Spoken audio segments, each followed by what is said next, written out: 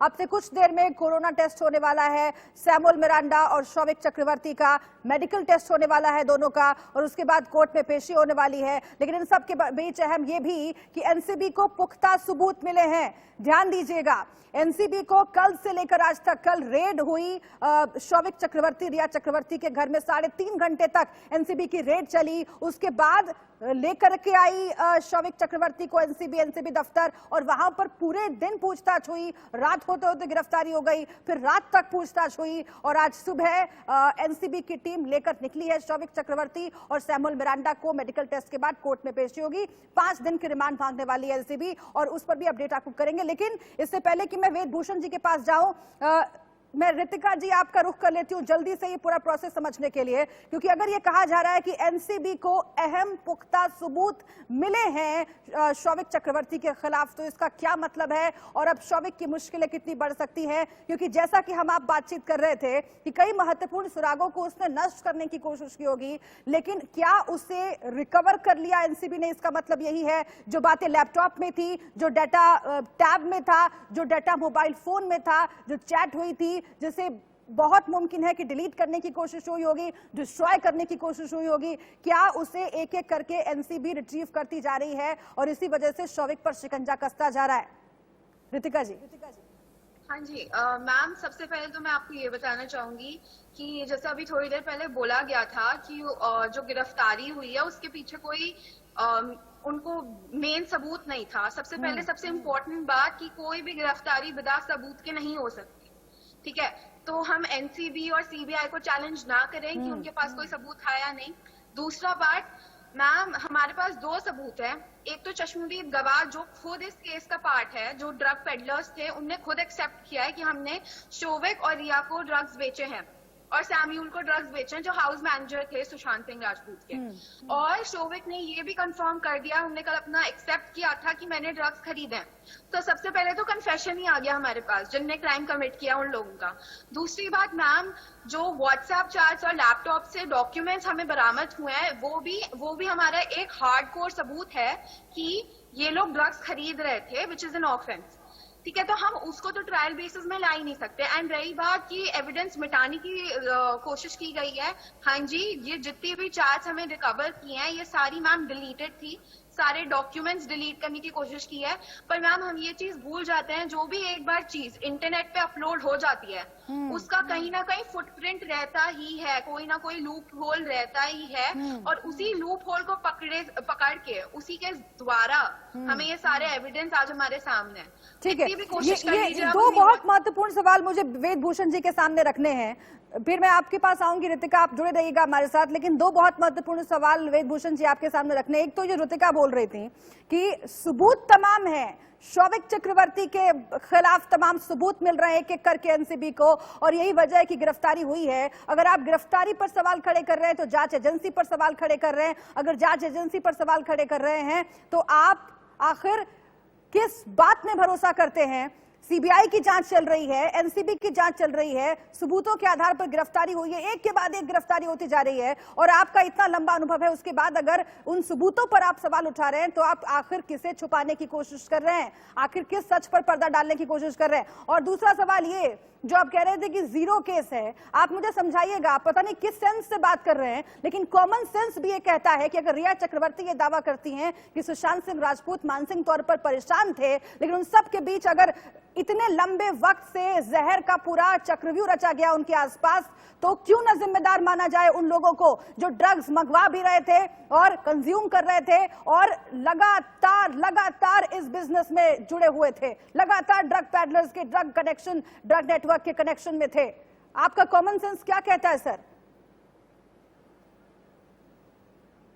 शुभ्रा, अभी आपके चैनल पर एक वक्ता बोल रहे थे कि 65 दिन बॉम्बे पुलिस क्या करती रही।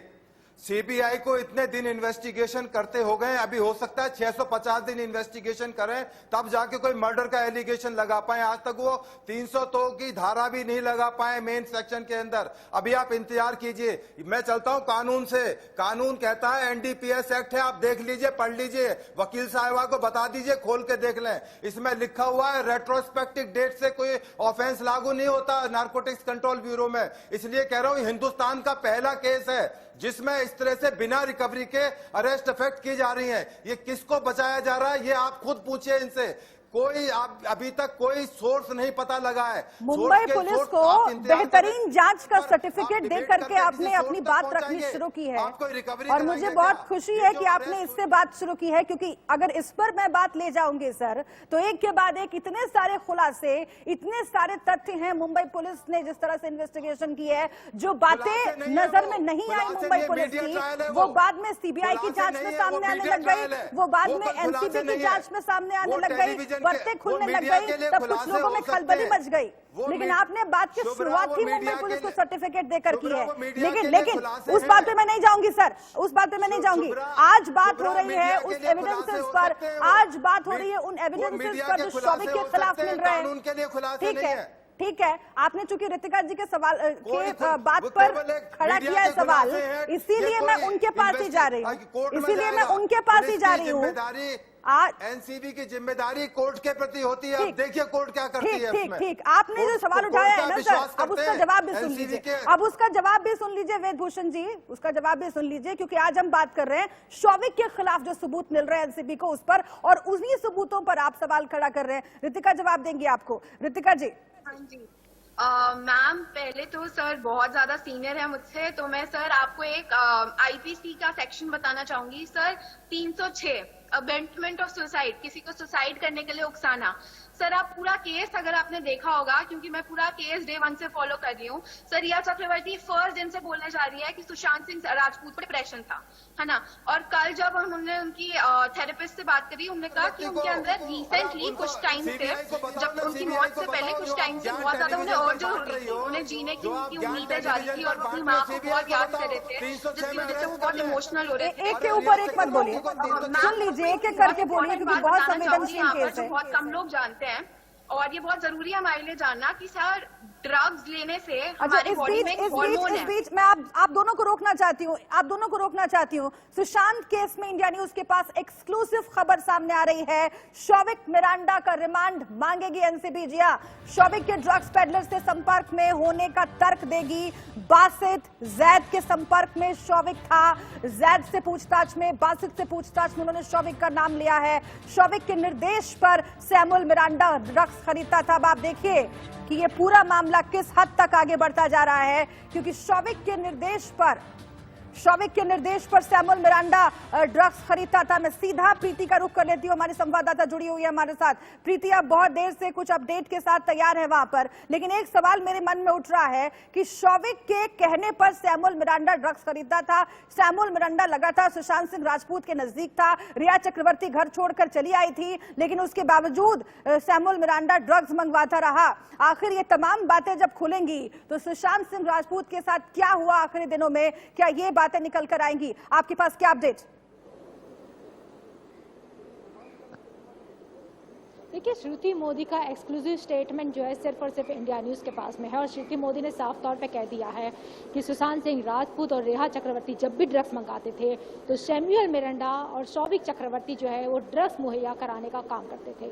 शौविक चक्रवर्ती जो है 6 से 7 ड्रग पेडलर्स के संपर्क में था और ये सारी जानकारी जो है नारकोटिक्स कंट्रोल ब्यूरो ने जो कल रात से लगातार जो पूछताछ की है शौविक की, उसमें सामने आई है।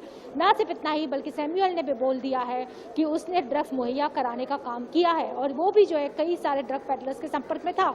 और इसी सिलसिले में जो है नारकोटिक्स कंट्रोल ब्यूरो अब से कुछ ही देर में जो है सैमुअल और जो है शौविक को कोर्ट में पेश करेगी और उनकी 6 से 7 दिन की रिमांड मांगी जाएगी। लेकिन इसी बीच में एक बड़ी खबर आ रही है, वो ये है कि इस मामले में जो 2 और आरोपी है बासित और जैद, वो दोनों सेशन कोर्ट में जमानत याचिका अब से कुछ ही देर में दायर करने जा रहे हैं, क्योंकि उनका कहना है कि नारकोटिक्स कंट्रोल ब्यूरो को उनके पास से कोई भी ड्रग्स बरामद नहीं किया है और इस बारे में अगर उनको पूछताछ करनी है तो दोनों कभी भी नारकोटिक्स कंट्रोल ब्यूरो में आने के लिए तैयार है और इसीलिए जो है दोनों जमानत की याचिका जो है अब से कुछ ही देर में सेशन कोर्ट में दायर करने जा रहे हैं।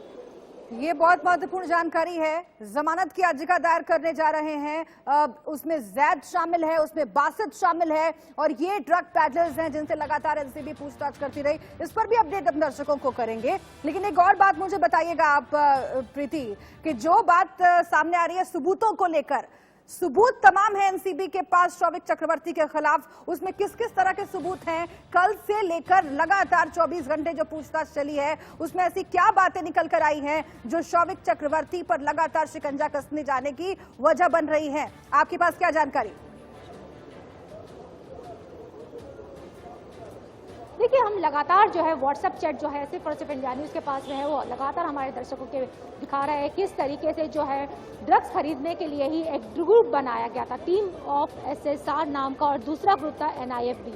इस ग्रुप में जो है लगातार आयुष शर्मा, आनंदिनी, श्रुति मोदी, शौविक चक्रवर्ती, रेहा चक्रवर्ती, सुशांत सिंह राजपूत और सैमुअल मिरांडा उस ग्रुप में थे, और वो लगातार जो है ड्रग्स की लेन देन की बात कर रहे थे। ना सिर्फ इतना ही, बल्कि ड्रग्स लेने के लिए जो है ये लोग मुंबई के पास के एक रिसोर्ट का इस्तेमाल भी करते थे और वहां पर कमरा बुक करते थे। ये सारी व्हाट्सएप चैट हमारे पास में है, और लगातार ये व्हाट्सएप चैट जो सामने आई है उसी के ऊपर जो है दोनों की पूछताछ की गई है। पिछले 12 घंटे से ज्यादा जो है पूछताछ चली है सैमुअल मिरांडा और शौविक चक्रवर्ती की, जिसमें ये लोग ड्रग्स कहाँ से लेते थे, ये सारी जानकारियां उनसे ली गई है। कौन ये ड्रग्स मुहैया कराता था, ये सारी जानकारियां ली गई है। जैसे ही सैमुअल और जो है शौविक की रिमांड मिल जाएगी, उसके बाद में जो है उनका ब्लड टेस्ट भी किया जाएगा, ये भी जानने की कोशिश की जाएगी क्या ये दोनों भी ड्रग्स लेते थे या नहीं। यानी कि इंडिया न्यूज शुरुआत से ही जो चैट दिखा रहा है, इंडिया न्यूज शुरुआत से ही जो खुलासे कर रहा है, जो स्क्रीनशॉट्स आप देख रहे हैं इस वक्त, और जिस तरह की बातचीत हुई, जिस तरह की चैटिंग हुई ड्रग पैडलर्स और शौविक चक्रवर्ती के बीच में, वो हमेशा हम आपको दिखाते रहे, और उन्हीं सबूतों के आधार पर शौविक चक्रवर्ती को गिरफ्तार किया गया है। अब कोर्ट में पेशी होगी और उन्हीं सबूतों के आधार पर आगे रिमांड मांगी जाएगी। तो इस वक्त की अहम खबर हम आपको बता रहे हैं। फिर से एक बार रुख कर लेते हैं रितिका, आपका जो ये तमाम अपडेट आप सुन रही हैं उससे एक बात तो निकल कर आ रही है कि शौविक चक्रवर्ती आगे भी एक के बाद एक राज खोलता जाएगा। 6 से 7 दिन की रिमांड एनसीबी मांग रही है, 6 से 7 दिन की रिमांड एनसीबी मांगेगी कोर्ट में, और उसके बाद जो पूछताछ चलेगी वो भी बहुत महत्वपूर्ण रहेगी। रितिका। हाँ जी मैम, बहुत ज्यादा इम्पोर्टेंट है, क्योंकि जैसे मैंने आपको पहले भी बताया था, एनडीपीएस के अंदर जो सेक्शन 28 और 29 और 30 आते हैं, उसके अंदर एक क्राइम ये कमिट कर चुके हैं ऑलरेडी, जिसके बेसिस पे इनकी गिरफ्तारी हुई है ना।